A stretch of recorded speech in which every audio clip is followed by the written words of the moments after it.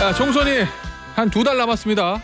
설 연휴의 마지막 날 여야 청년 출마자들과 함께합니다. 국민의힘의 김재섭 전 도봉갑 당협위원장, 이승환 전 중랑을 당협위원장, 그리고 더불어민주당 박성민 전 최고위원, 이동학 전 최고위원입니다. 안녕하세요. 안녕하세요. 다 전자가 붙었어요. 네. 전직 지도부 전 당협위원장. 제가 다른 명칭으로 꼭 불러드리고 싶긴 한데 이게 선거를 앞두기 때문에 그냥 제가 대놓고 얘기 못합니다. 제가 어떻게 불러드리고 싶은지 알아서들 잘 해석을 해주시길 바라겠고. 어때요 요새? 설 인사 다녔죠. 다 지역은 정하신 거잖아. 네, 모두 다 예비 후보. 네, 모두 다 예비 후보. 모두 예비 후보. 네. 맞습니다. 어떻습니까? 다녀보니까. 저기 이제 막 네, 저는- 박정우 전 최고부터.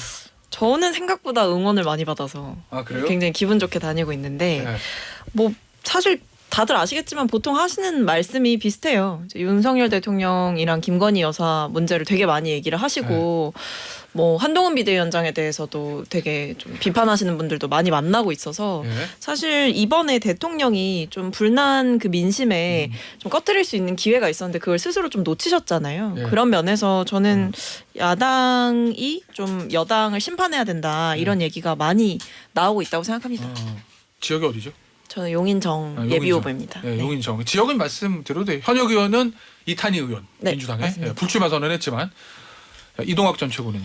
저도 이제 약간 화를 많이 내시더라고요. 네. 네, 그래서 그 화가 어쨌든 경제 문제가 굉장히 힘이 든데 그거에 대한 실정을 계속 보여주고 있고 또 이제 어떻게 보면 이 정치 자체가 좀 궤도 이탈돼가지고 다른 방향으로 계속 가고 있는 것에 대한 화 아닐까 이런 생각이 좀 들고 이번에 좀 반드시 민주당이 좀 이겼으면 좋겠다 이런 응원의 메시지를 오히려 많이 받는 것 같아요. 이동학 전 최고는 인천, 강화, 옹진, 네, 강화, 예, 그렇죠. 네. 서구을까지. 아니 중구, 강화, 옹진. 중구, 강화, 옹진. 그렇습니다. 영종도 포함해서.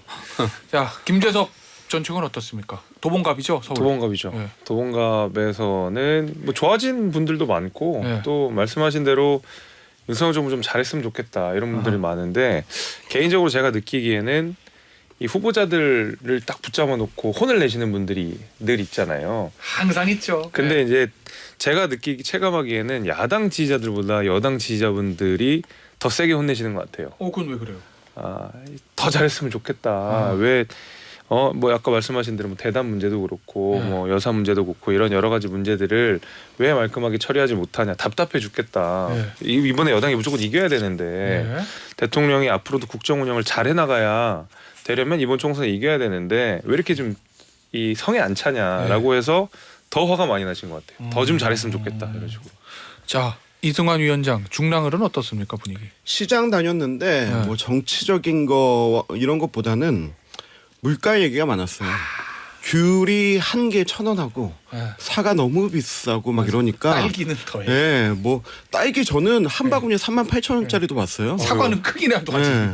그렇게 해가지고 물가 얘기 많이 들었는데 왜 이렇게 물가 못 잡냐, 이렇게 뭐 힘든 거 안 보이냐, 뭐 그런 얘기 많이 들었는데 좀 이렇게 정색하고 얘기하시는 분한테 야당 지지자 분이시죠. 정색하고 얘기하시는 분한테 제가 있는 그대로 얘기했어요. 물가 잡는 거 쉽습니다. 특히 설 물가 집중적으로 잡는 거 쉽습니다. 쉬워요? 통계 조작하면 됩니다. 근데 우리 정부는 그런 거 하지 않습니다. 우리 정부는 오늘만 사는 정부가 아니고 미래 준비하는 정부입니다. 부채 내고 민생자금 풀고 하면 되는데 그런 정치 하지 않으려고 합니다. 그렇게 말씀드렸습니다. 그렇게 얘기하면 야당 지지자분들 뭘 하세요? 어차피 그분들은 뭔 얘기해도 저 안 찍어요. 이런 마인드로 가도 되는 거야? 아니 그러면은 야. 정부만 망하는 게 아니라 지금 국민들도 망하는 거예요. 아니, 완벽한 동문서답인데 완전. 그래요? 네. 알겠습니다. 나 근데 지금 얘기를 들어보니까 총선은 어차피 사실은 여당에 대한 대통령에 대한 중간평가적 성격이 있잖아요. 지금 야당 예비 후보들 얘기 보니까 윤석열 정부 왜 못하냐, 왜 이렇게 못하냐, 뭐 야당 뭐 이런 얘기 했다는 거고, 지금 여당 후보들 예비 후보 얘기도 보니까 윤석열 정부 더 잘해라, 뭐 이런 얘기거든요. 그렇죠. 그러면 결국 지금 네 사람 얘기를 다 들어보면 윤석열 정부에 대한 중간평가적 성격으로 갈 수밖에 없을 것 같긴 한데. 근데 두 맞습니까? 가지가 혼재돼 있는 것 같은데 그 이승환 전 위원장이 계시는 중랑도 그렇고 제가 있는 도봉도 그렇고 윤석열 정부 심판이 큰 테마라면 그 안에 소주제로 되게 중요하게 다뤄지는 것이 민주당 현역 정치인들에 대한 심판 선거라는 게 같이 들어가 있어요. 일종의 피로감. 예, 그렇죠. 왜냐하면 교체 그러니까 그런 거. 예. 총선 전체의 테마가 그러면 특히 이 동북 쪽에 있는 그 말하자면 민주당 강세 지역들은 예. 민주당이 장기 집권했음에도 불구하고 왜 이렇게 발전이 좀 더디냐 이런 여론들이 지역에서는 미시적으로 굉장히 크거든요. 그러니까 이것이 혼재돼 있어서 어느 것이 더 크냐는 막상 선거를 가봐야 될 것 같아요. 그러니까 이런 게 이제 제대로 작동되려고 한다면 네.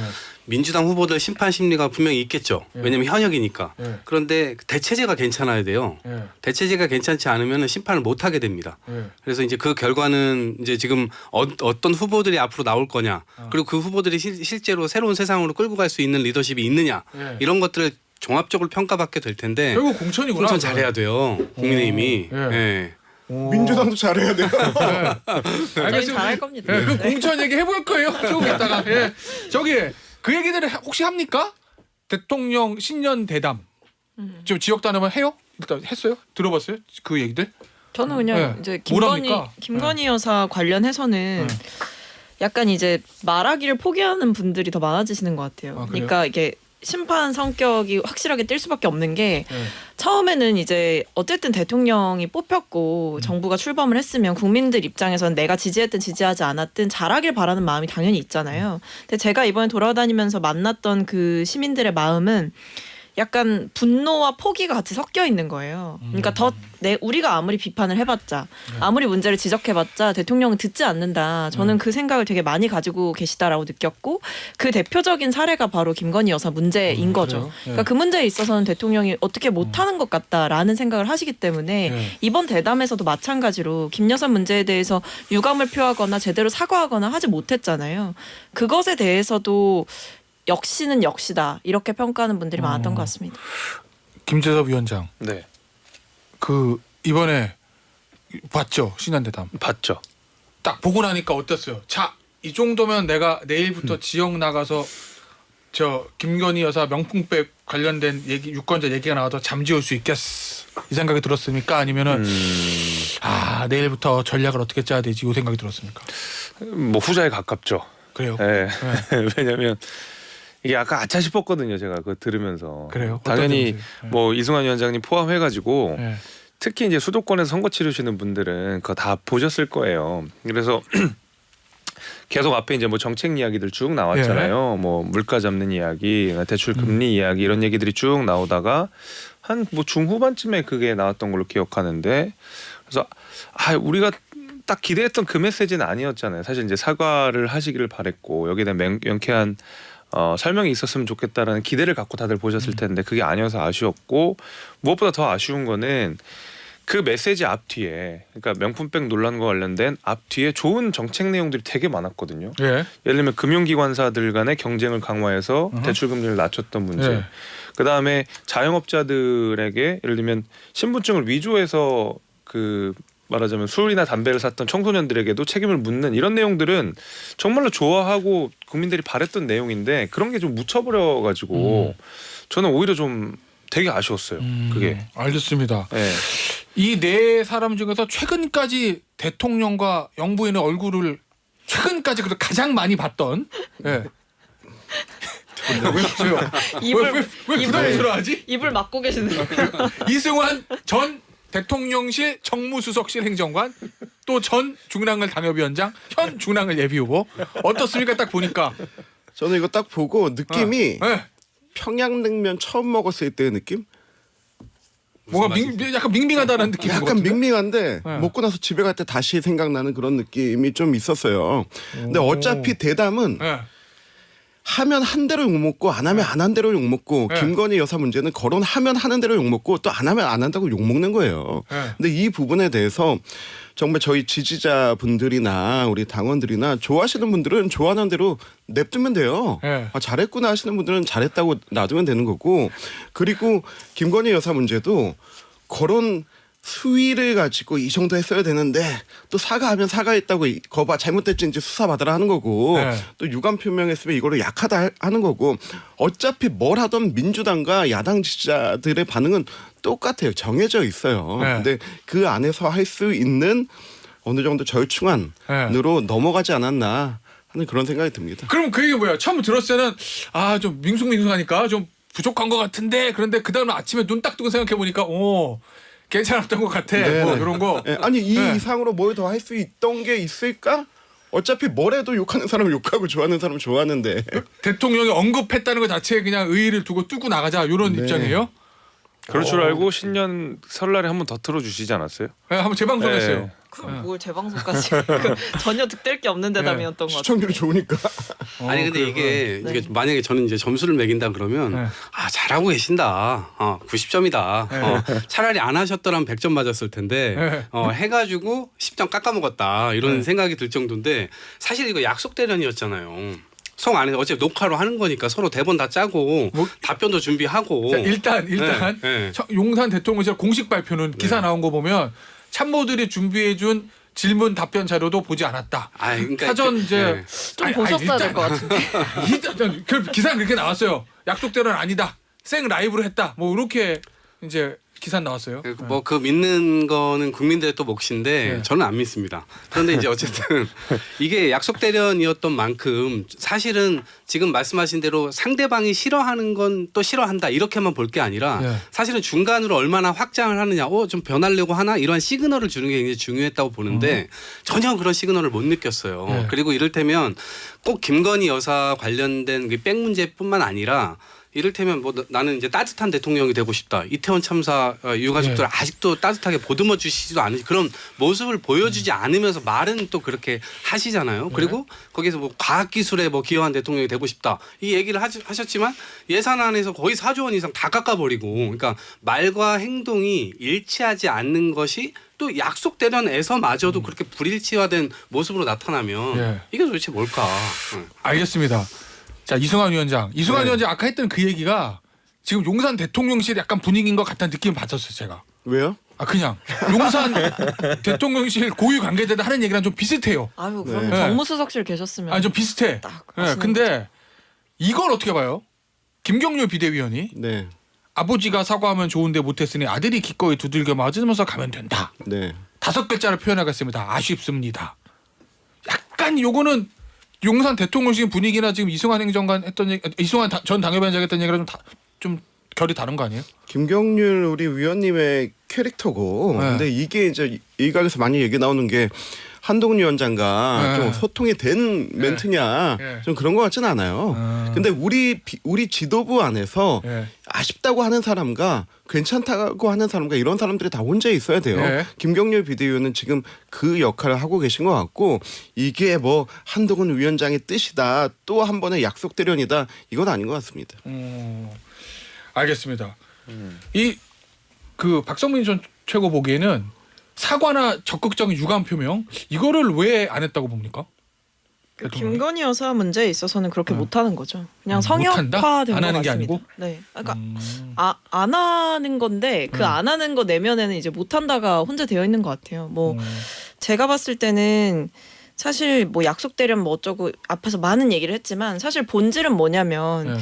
그러니까 기자회견을 안 하고 대담 형식을 아. 택했다는 거. 네. 그러니까 불편한 질문에 대해서 조금이라도 좀 더 날카로운 질문 그리고 대통령의 심기 또는 김건희 여사의 심기를 거스를 만한 질문들을 최소화하기 위해서 그런 좀 비겁한 형태의 방식을 택했다고 생각하는데 그런 면에서도 대담은 전혀 이제 국민 민심에 도움이 되지 않는 상황이고 더 나아가서는 김건희 여사에 대해서는 저는 왜 뭐 매정하게 하지 못했다, 뭐 아쉽다, 뭐 이런 식으로밖에 얘기를 못 하나라는 생각이 드는데 그건 결국에는 국민 민심을 제대로 못 읽는 거죠. 알겠습니다. 자 1부 2부는 여기서 마무리하고요. 2부에서는요 여야 공천 얘기하고 제3지대 얘기 좀 해보겠습니다. 유튜브로 티모시 살라메가 아니고 티모시 킴님께서 설날 연휴에도 이런 양질의 토론을 볼 수 있게 해주셔서 감사합니다. 정치쇼 최고예요 하셨고요. 유튜브로 박순구님 설 명절에도 청취자를 위해서 생방하는 김태현의 정치쇼 흥해라. 아 당연하죠. 흥해야죠. 이 티모시 김님하고 박순구님 저 이메일로 연락처 보내주시면 커피 쿠폰 제가 한 장씩 쏴드릴게요. 설 연휴 많아서 여야 젊은 정치인들과 함께하고 있습니다. 국민의힘의 김재섭 이승환 전 당협위원장, 더불어민주당 박성민 이동학 전 최고위원과 함께하고 있습니다. 2부에서는 공천 얘기 좀 해보죠. 말도 많고 탈도 많은 이 공천. 결국에는 이제 총선 제일 중요한 게 구도 그다음에 이제 공천이잖아요. 공천 때 여러 가지 또 파열음들도 있고 하니까 어디부터 해볼까요? 민주당부터 할까요? 국민의힘부터 할까요? 민주당부터 해보죠. 국민의힘 얘기 앞서 했으니까. 갑자기 침을 꿀꺽 삼키시는데 심플하게 물을게요. 저는 아주 단순하게 묻습니다. 예스 노? 임종석 전 실장 중성동갑 공천 줘야 된다, 주지 않아야 된다. 자, 박성근 전 최고 생각할 시간 없어. 예스 노? 예스. 줘야 된다? 노. 주면 안 된다? 오, 좋아 이거 내전. 나 이런 거 좋아. 재밌다. 잘한다. 아, 좋아. 자, 일단 박성근 전 최고 왜 임종석 전 실장을 중성동갑의 공천을 줘야 되느냐? 지금 상황에서 안 주면 친문 친명 쪼개질 수도 있죠. 그래요? 저는 그렇게 생각합니다. 그럼 뭐야? 만약에 임종석 전 실장 날렸어요? 컷오프 시켰어요? 아마 안 주려면은 컷오프가 제일 심플하니까 지도부 입장에서는 그러면은 자 그러니까 고영민 전 네. 실장 그다음에 장관들 뭐 전해철 전 장관 이인영 전 장관 또 줄줄 있다. 황희 전 장관 다 안 준다. 진선미 전 장관 추미애 전 장관 빼고 다 안 줄 수 있으니까 그러면 다 친문이 다 나올 수도 있다 이렇게. 그러니까 지금 이 정도로 갈등 구도가 생긴 이상 이 상황에서 갈등을 봉합하는 방법은 결국에 주는 것밖에 없어요. 예. 그러니까 그리고 임종석 실장께서도 설명하셨듯이 계속해서 당과 소통을 하면서 본인은 이제 출마지를 당의 선택에 맡기겠다. 가라는 험지 어디든 가겠다라고 열어놨다는 거 아니에요? 예. 근데 몇 달 동안 답이 없었기 때문에 이제 본인 입장에서는 최후의 선택을 했고 이제부터는 못 물러난다. 이 기조인데 이 상황에서 약간 친문 쳐내기의 대표 예시급으로 임종석 실장을 건드리게 된 거고 그러다 보니까 당내 갈등이 지금 사실은 며칠 동안 좀 있었잖아요. 뭐 친문에 대한 책임론부터 시작해서. 근데 이게 제가 봤을 때 총선 국면에 되게 안 좋다는 거죠. 그런 의미에서 이렇게까지 갈등이 커진 이상 임종석 실장을 내치는 것 자체가 좀 불가능한 구도가 됐다. 이미 그거 만약에 갈등 없이 그러니까 여러 기준들을 좀 내세워서 좀 정리를 했다고 한다면 얘네들은 586 저 오래 했던 정치인들을 뒤로 그러니까 기조를 물어야 잡고, 됩니다. 네, 뭐 이런 게 기조를 아니고. 잡고 전략적으로 이렇게 좀 가겠다라는 방향 때문에 그 일환으로 정리가 되는 거면 모르지만 임종석 실장을 건드리게 되면서 뭐 친문 책임론 이런 게 후차적으로 불거지게 네. 된 거는 네. 모양새가 사실 좋지 않죠. 전략적으로도 그렇고요. 예. 자 이동학 전 최고는 주면 안 된다. 주면 안 된다는 게 아예 출마를 못하게 된다는 거야? 아니면 다른 지역으로 보내야 아니죠. 된다고? 이제 질문이 중구성동을 이었으니까 저는 그 지역일 필요 없다. 네. 공천을 주는 건 줄 수 있다고 보는데 아, 그 줄 수 지역- 있다는 기준. 예, 예, 지역을 그렇게 하는 건 아닌 것 같다라는 생각이 좀 들고 그건 왜 그렇죠? 왜냐 어쨌든 지금 김건희 여사 문제든 윤석열 뭐 대통령이 제대로 못해서 우리가 뭐 유리하다고 생각할지라도 네. 저는 그런 생각 자체가 이번 총선의 오만함을 드러내는 계기가 될 거라고 봐요. 그럼 오히려 그렇게 중량감 있는 인사들은 네. 험지 출마나 상대방하고 좀 이 구도를 보면서 네. 그런데 쓸 수 있는 카드로 그냥 오히려 사용하는 게 훨씬 낫다. 총선 전략상. 예, 그래서 좀 지역을 고수하기보다는 지역을 좀 열어놓고 다시 첫 번째 기조로 돌아가서 지역 좀 열어놓고 이 총선에서 제대로 된 대결을 만들 수 있는 오히려 저쪽은 어쨌든 586 청산론 들고 나오고 또 친문 예. 뭐 이 정치 세력 뭐 청산해야 된다 이런 얘기들을 하고 있는데 그런데 오히려 제대로 좀 붙어가지고 전선을 만드는 것도 나쁘지 않다고 생각해요. 자 그런데 임종석 전 실장 최근 인터뷰 얘기를 들어보면 너무 많이 왔다라는 거거든요. 여기 아니면 안 된다. 그 얘기는 내가 예전에 당이랑 소통을 하고 막 하려고 했을 때 그러면 당 지도부 이재명 대표 측에서 예전 지역구 찾아가는 것보다 험지를 가서 한번 붙어보는 것 이렇게 조율하는 게 아니고 묵묵부답이어서 내가 원래 예전 지역구로 왔는데 이제 와서 나를 밀어내려고 그러면 나 여기 아니면 안 된다. 이런 취지인 것 같거든요. 그러니까 이제 재배치가 안 될 것 같은 느낌. 그거는 개인의 생각인데 공관위에서 그건 판단해야 될 것 같아요. 당의 공식 기구가 판단을 해야 될 것 같고 최종까지도 아직 결과도 안 나온 상황이잖아요. 그러니까 이 과정에서 지금 거기는 전략 지역구로 지정이 돼 있고 사실은 전략을 달라라고 얘기를 하는 거잖아요.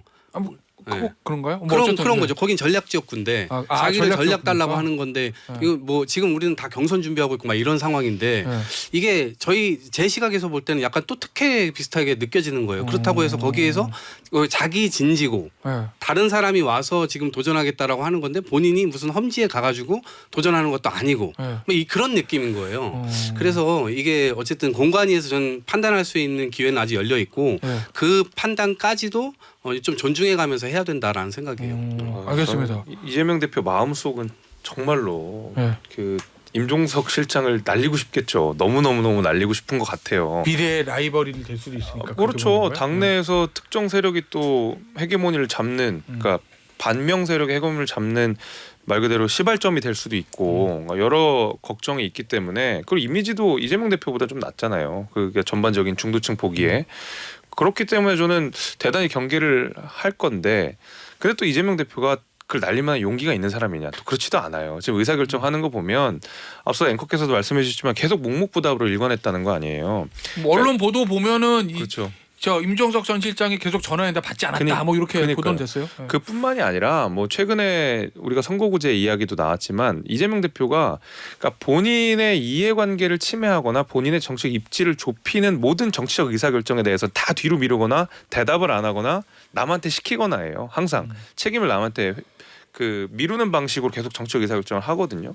그래서 이재명 대표는 마음은 정말로 임종석 실장을 날리고 싶겠지만은 지금 이재명 대표의 용기가 없기 때문에 결국 경선까지는 가지 않을까. 예, 자기 손으로 못 날리니까 네. 그렇게 갈 것 같아요. 이성환 위원장은 어떻게 봐요? 안 주겠다는 시그널을 계속 주고 있는데 왜 굳이 달라고 합니까? 전 거기 그냥 네. 이현주 의원 줄 것 같아요.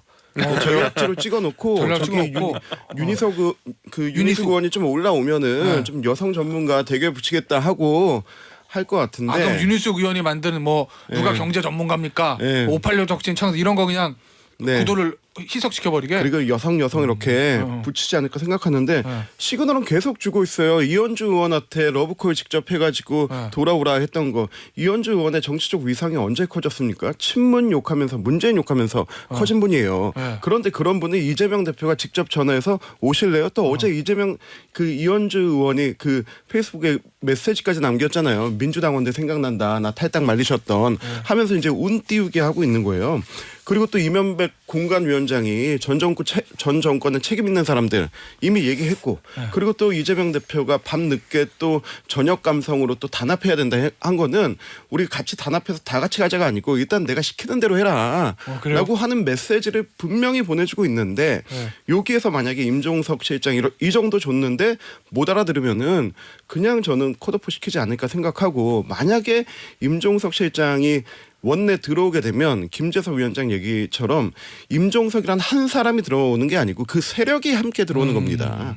그것을 과연 이재명 대표가 용납할 수 있을까? 저는 절대 하지 않을 거라고 생각합니다. 그러니까 이 얘기들이 지금 나오는 거잖아요. 결국에 이제 다음 전당대회가 언제예요? 우리 여름에 있죠? 총선 8월에. 네. 8월에 있죠.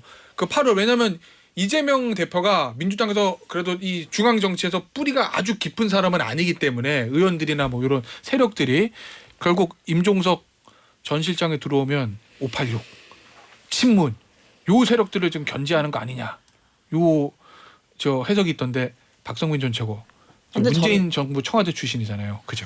네. 명문 정당이 될 수 있습니까? 민주당? 아니 명분 정당 하자고 우리가 지금까지 온 거 아니겠어요? 그러니까 네. 당위의 측면에서는 당연히 그런데 현실적으로 어떻게 보냐는 그러니까 그런 의미에서 제가 이제 여기 공천 잡음 더 나면 안 된다라고 말씀을 드린 거예요. 그러니까 임종석 실장 대 당 뭐 또는 이재명 대표 측근 간에 뭔가 이 대립 구도가 형성되는 순간부터 명문 정당은 불가한 모양새처럼 비춰지고 있잖아요. 그러니까 저는 이 잡음을 더는 이제 발생시켜서는 안 된다. 그러니까 줘야 된다. 이제는 그럴 수밖에 없는 국면이 됐다라고 말씀을 드린 거고. 혹시 만약에 안 주면 갈등이 다 더 문재인 네. 정부 출신 다른 장관들이라든지 친문 의원들이 움직일 거로 봅니까? 움직일 밖에는 수도 어떻게 있죠. 이낙연 대표가 지금 당 하나 만들었어요. 그쪽으로 움직인다고 저는 보세요? 그렇게까지 가지는 않을 걸로 보고요. 그럼 어떻게 움직여? 그러니까 당 내에서 여러 가지 이제 반발이라든지 뭐 반발이요? 비판의 입장이 나오고 지금도 사실 이번에도 뭐 고민정 최고위원이라든지 이런 분들이 이제 이명백 공관위원장의 발언, 뭐 소위 말해 윤석열 검찰 정권 탄생에 책임 있는 분들을 마치 청와대 출신 인사들을 겨냥한 것처럼 한 발언에 대해서 좀 선을 긋고 나섰잖아요. 그러니까 그런 식으로 좀 당내 갈등이 격화되는 것 자체가 선거 앞두고는 굉장히 큰 부담이고 그 움직임 자체로 되게 위협적일 수 있어요. 그래서 저는 사실 지금 상황에서 뭐 전당대회를 바라보고 내 세력 심기를 위해서 싸운다 이거는 지금 말할 타이밍이 아닌 것 같아요. 설령 그런 생각이 서로 있다고 하더라도 선거 지면 무슨 소용이에요 그게. 선거 지고 뭐 전당대회 때 누가 잡느냐 이게 솔직히 지금 상황에서 무슨 소용이겠습니까.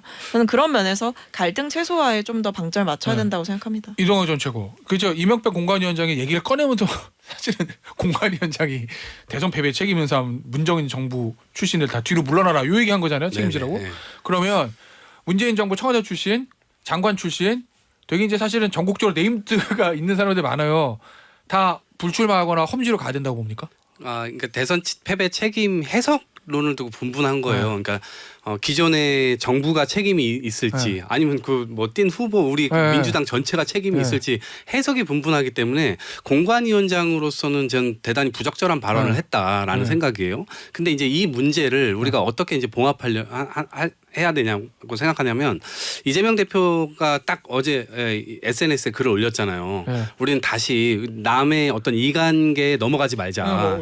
그 말씀을 하셨으니까 이게 이제 딱 하나의 대원칙인 거예요. 그러한 차원에서 볼 때 임종석 실장의 경우는 전 실리와 명분을 챙기는 방법은 컷오프는 하지 않되 그러니까 사실 공천 신청을 한 것이 아니기 때문에 컷오프는 아니죠.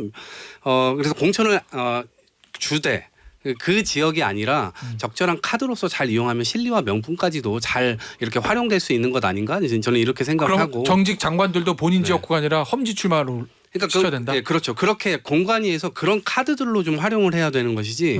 예, 저희가 뭐 이게 원래 망하는 정당은 대부분 다 안정적인 지역구로 가거든요. 지금 국민의힘 보세요. 대통령실에서 핵심적이신 분들, 뭐 김은혜 수석이나 이런 분들 보세요. 안정적인 지역구로 다 가고요. 그 다음에 힘이 좀 없으신 분들, 이런 분들이 좀 험지로 가거든요. 그래요? 네. 그거 물어볼게요 지금. 제가 그 정도는 아닌데.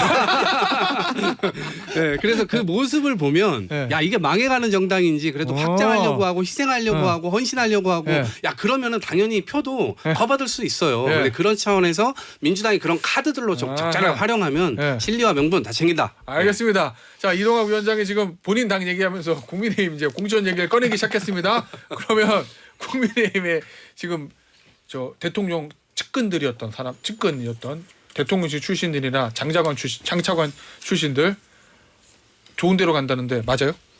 제가 대통령실 출신 첫 번째 거의 첫 번째예요. 제가 가장 먼저 나왔고 저는 중랑 간다고 했을 때 험지라서 가는 게 아니고 본인 지역 제가 태어나서 자라서 평생을 살았어요. 저는 정치에는 좀 명분이 있어야 되고 좀 낭만이 있어야 된다고 생각하거든요. 그리고 지금 뭐 얘기 나오시는 분들 다 양지 찾아간다고 하는데 처음 정치 시작하시는 분들 많거든요. 다 연고지 찾아가는 거예요. 처음 정치 시작하는데 연고지 찾아가지 생판 모르는 가가지고 나 여기 개척해볼래 하는 것보다 연고지에서 시작하는 게 훨씬 더 명분이 있죠. 예. 물론 몇몇 좀 그림이 예쁘지 않은 경우들도 있었습니다.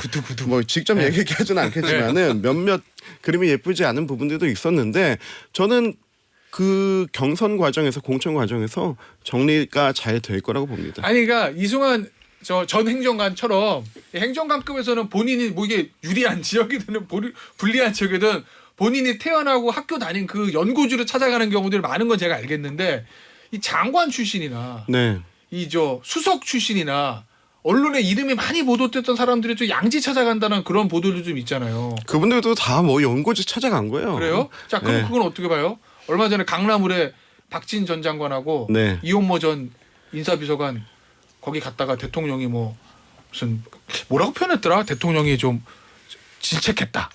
뭐 이런 보도들.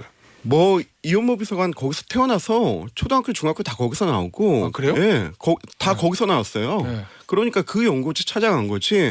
굳이 그 연고지까지 버리고 딴 데 찾아간다라고 하는 게 정치를 처음 시작하는 사람의 입장에서는 그림이 예쁘진 않죠. 자 옆에서 김재섭 위원장이 이승환 위원장을 얘기하는 걸 쳐다보면서 고개를 끄덕이게 했는데 표정이 좀 아주 막 동의하는 표정은 아닌 것 같아서 제가 이게 또 내전인가 이러면? 아니, 그렇다기보다는 저는 원래 이제 윤석열 정부에서 혜택을 보셨던 분들이 또다시 좋은 지역구를 찾아가는 거에 대해서는 뭐 저는 비판을 한 바가 있어요. 그러니까 정부에서 어떤 역할을 맡는다고 하는 것이 그게 뭐 책임이기도 하지만 무거운 책임이나 동시에 혜택이기도 하잖아요. 그러면은 차기 총선에서 어쨌든 국민의힘을 이기게 만들어서 윤석열 정부에 힘을 실어주는 역할들을 해야 되는데 한석이라도 뺏어와야 되는 역할들을 자임하셔야 되는데 그 한석을 유지하는 방향으로 인센티브가 강화되는 거는 맞지가 않다고 생각을 했고 그 관련해서 제가 과거에 타이타닉이라는 비유도 한번 썼었는데 그 수도권에서 험지에서 고생하시는 분들이 있는데 장차관 출신들이 말 그대로 저 위에서 연회장처럼 좋은데 이렇게 찾아간다는 비판을 제가 한 바가 있는데 그래도 좀 다행인 게 요즘 보면은 그 교통 정리는 좀 돼가고 있는 것 같아요. 어떻게요? 예를 들면은 낙동강 벨트 얘기도 지금 계속 나오는데 뭐 김태호 의원이라든지 서병수 의원이 중진들이 그나마 부선에서 어려운 지역들로 가면서 이게 크게 잡음이 없으면서도 어색하지 않은 배치가 지금 잘 이루어지고 있는 거거든요. 예. 그래서 그런 거는 저는 좋은 신호탄이라고 보고 있고 그런 것들이 이제 수도권까지 올라와야 되고 윤 정부에서 혜택을 입었던 분들이 또다시 다른 한석을 뺏어오는 방식으로 가면 오히려 민주당보다는 공천 훨씬 깔끔하게 될 것 같다는 생각이에요. 지금 여기 잡음이 나오기 시작했지만 저희가 지금 내부에서 갈등이 터져나온 상황은 아니거든요. 몇몇 인사들이 좋은 지역구 가는 것에 대해서 비판은 나오지만 저희끼리 지금 싸우고 있지는 않아요. 그러나 이제 민주당은 앞서 말씀하신 대로 임종석 실장이나 이런 분들이 벌써부터 친문 반문 하고 앉아 있는 거거든요. 자, 그러면 야당의 시각을 좀 보겠습니다. 한동훈 위원장 그렇게 얘기는 하고 있어요 지금.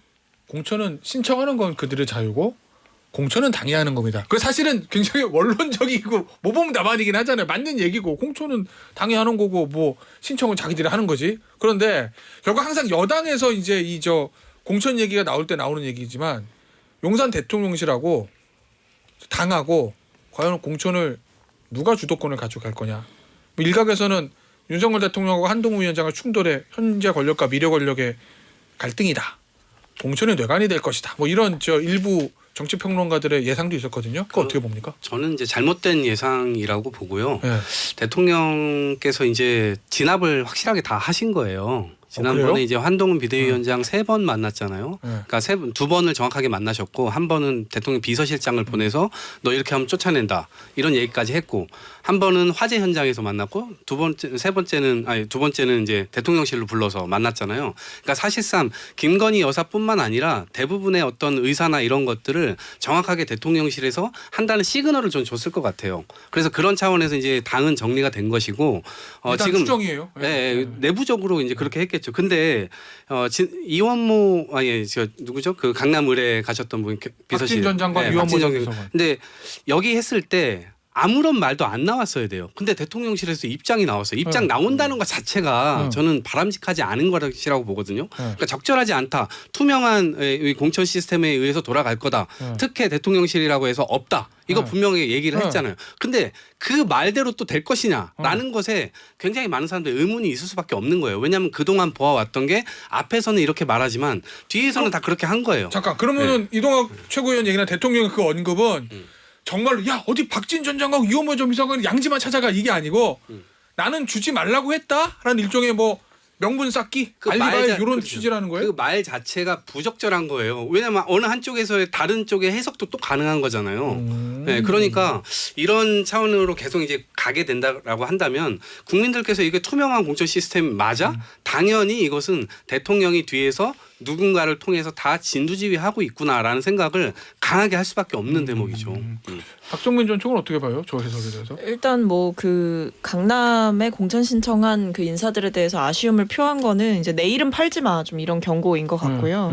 근데 그것과 별개로 그렇다고 해서 대통령실이 공천에 지금 아예 시그널을 안 주고 있냐? 저는 좀 주고 있다고 봐요. 그래서 결국에는 실제로도 보면 좀 양지를 찾아간 특히 뭐 해운대갑의 주진우 비서관 같은 경우에도 사실 하태경 의원이 그렇게 어떻게 보면 자리를 내어주고 올라온 자리에는 사실 그렇게 대통령의 측근이 갈 자리라기보다는 좀 참신한 공천을 한다던가 개혁적인 공천을 해야 되는 자리인데 그런 일부 양지들의 아주 좀 굉장히 공교롭게도 대통령과 가까운 인사들 특히 대통령실 출신 인사들 중에 매우 가까운 인사들이 가고 있는 모양새라 이것만 보더라도 어느 정도 좀 챙겨주긴 하는구나라는 생각이 드는 시점이죠. 근데 저는 지금 상황에서는 어쨌든 한동훈 비대위원장이 본인이 좀 공천을 잡고 가려고 할 텐데 근데 그것과 별개로 김건희 여사 문제에 대해서는 더 이상 얘기하지 않는다라는 최저 방어선을 걸고 그 이후의 공천면에 있어서는 본인도 미래를 준비하기 위해서 어느 정도의 힘을 행사하지 않을까. 저는 한동훈 비대위원장과 윤석열 대통령의 마찰이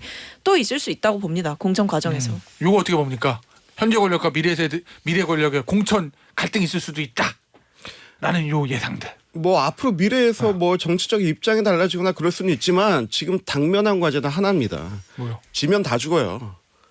이번 총선 지면 다 죽어요. 국민의힘이나 네. 대통령실이나 네네. 뭐 그렇겠죠. 다 죽는 겁니다. 네. 그래서 지금 거기에 대해서는 저희가 합의점을 찾았다고 봐요. 어떻게? 일단 이기고 보자. 네. 이기는데 이기는 그 공천 과정이라든지 선거 전략이라든지 이런 부분에서는 어떻게 해서든 분쟁이나 분열이나 이런 거 없이 이기는 방향으로 가자. 그거는 국민이 원하는 공천이다 네. 하는 그 방향으로 갈 것 같고요.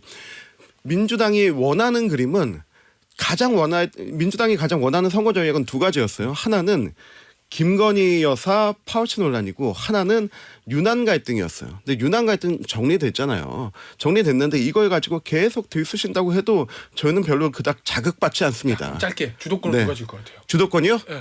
국민이 줍니다. 아이 뭐 그런 2012년은 당이 쥐었어요. 여당인데 여당일 때 2012년은 한동훈 위원장이 해야죠. 예. 용산이 쥐었어요. 한동훈 위원장 해야 된다. 당이. 네, 당이 해야죠. 전 예. 당연히 당이라고 봅니다. 그리고 네. 그 구도로 가고 있다고 보고요. 네, 알겠습니다. 네. 자 주제를 좀 바꿔봐서 요거 야 제3지대 통합에 대해서 어떻게 보는지 요건데 일단 김재섭 전 위원장부터 개혁신당이 제3당을 뜰 수 있다 없다. 그러니까 좀 과정이 좀 매끄럽진 않았던 것 같아요. 네. 확실히. 그러니까 이준석 대표가 어떤 생각으로 그다음에 어떤 고민 끝에 이런 결정을 내렸는지는 저는 충분히 알 것 같아요. 그리고 이준석 대표가 호락호락하게 그냥 네.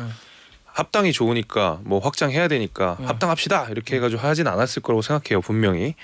그러나 이제 그 과정 자체가 매끄럽지 않았던 것은 사실이고 그 과정에서 이낙연 대표를 지지했던 당원들, 이준석 대표를 지지했던 당원들이 각각 상처를 받은 것도 우리가 부인할 수 없는 사실입니다. 예. 그런데 그 어떤 정치적인 큰 명분은 우리가 이번 제3지대 내지는 뭐 제3신당이 뭐 많은 의석수를 차지해서 우리 정권에 뭔가 우리 정치에 뭔가 활력을 불어넣자 이런 거였지만은 지금의 이제 합당 과정에서 그런 명분이라고 하는 것이 과연 이제 설득력이 있을까라는 의문이 들 수밖에 없는 거예요. 그러니까 가장 대립할 수 없는 두 개의 정책들이 끊임없이 혼재하고 있거든요. 예. 과거에 바른미래당 사례를 보게 되면 바른정당이랑 국민의당을 합칠 때 정강정책 쓸 때부터 보수라는 말을 쓸 거냐 말 거냐 가지고 그렇게 싸웠다 그래요. 그 보수란 말 한마디 때문에. 예.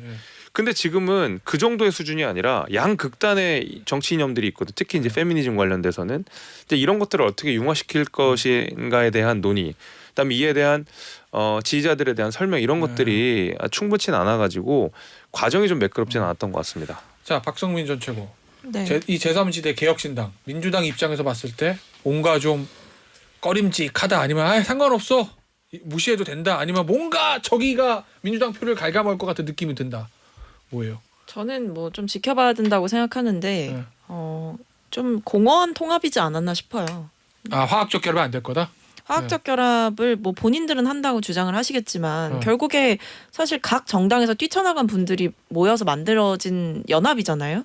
근데 이분들이 처음에 뛰쳐나갈 때는 분명히 뭐 정치적인 철학이나 신념이나 새 정치를 해보겠다고 나간 건데 사실 지금 제3지대가 이렇게 연합하게 된 과정이나 모습을 봤을 때 그냥 지극히 정치공학적인 그리고 이해관계에 매몰된 그냥 계산기 두드려서 서로에게 이익이 되는 걸 택한 그런 방식의 통합이었다. 그런 면에서 과거 안철수의 새정치, 안철수 의원의 새정치만큼이나 이번 이 제3지대가 내걸고 있는 이야기도 굉장히 공허하고 좀 현실 정치에 질린 사람들에게 대안이 될 수 있느냐 저는 그렇게 보여지지도 않아서 예. 크게 위기감이 느껴진 상황은 아닌 것 같습니다. 알겠습니다. 자 이승환 위원장 어떻게 봅니까? 이게 빅 텐트냐 중 텐트냐 이거 가지고 얘기 많았잖아요. 저는 원터치 텐트 친 것 같아요. 근데 원터치 그러니까 텐트 딱 뭐야? 던지면 펴지는 원터치 텐트. 근데 원터치 텐트의 그 특징이 뭐냐면 거의 다 한 철밖에 못 써요. 다 싸구려거든요. 예. 그러니까 보통 텐트를 치고 견고하게 하려면은 네. 뭐 중량, 경량급 이렇게 쳐가지고 네. 로프 받고 해야 되는데 원터치 텐트는 그냥 돗자리 위에 잠깐 피고 네. 잠깐 하루 정도 있다 하룻밤 자지도 않아요. 거기서는 못 자요. 그냥 걷어서 다시 가는 겁니다. 네. 저는 그 정도의 영향력이지 않을까 생각하고 그리고 네. 또 하나가 오히려 조국 신당이 반사이익 받을 거다. 저기 3당에서 이준석을 보고 찍자니 이낙연이 있고 이낙연을 보고 찍자니 이준석이 있는데 이거 뭐지라고 할 텐데 그 옆에서 조국 신당이 나오면 뭔가 진보 진영에서는 조국 전 장관에 대한 어떤 동정심과 좀 불쌍한 마음과 또 거기다 오늘 문재인 대통령 만나지 않습니까? 네. 좀 그런 바람을 해서 그 반사이익을 누리지 않을까 하는 생각이 듭니다. 알겠습니다. 오늘 여기서 마무리해야 될 것 같아요. 국민의힘의 이승환, 김재섭 전 당협위원장 그리고 더불어민주당의 이동학, 박성민 전 최고위원이었습니다. 감사합니다. 감사합니다. 감사합니다.